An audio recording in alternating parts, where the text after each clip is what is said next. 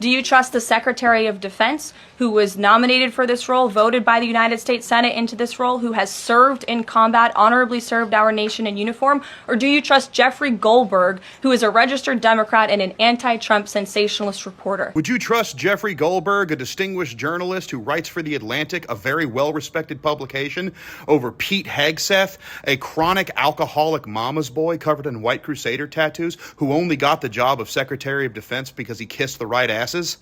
Yeah, context matters. Also, Goldberg aside, would I trust Pete Hegseth?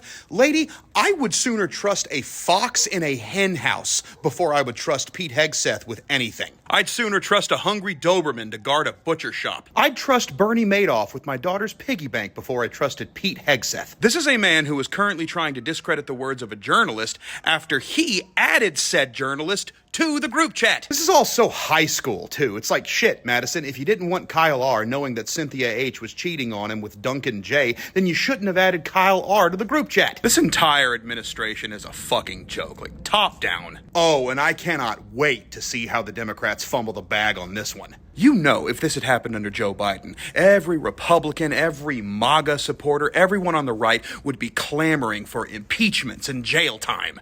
And they'd be right to do so. What Pete Hegseth did here is a clear and present threat to national security. If a civilian did something that was half as heinous as this, they would already be in prison and they would never see the light of day again. I hope that people are starting to realize that, like most of the members of this current administration, Pete Hegseth is little more than a drunken frat boy that got lucky.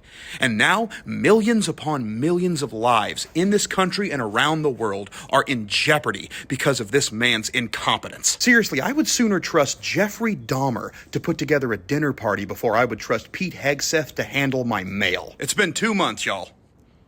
2 months.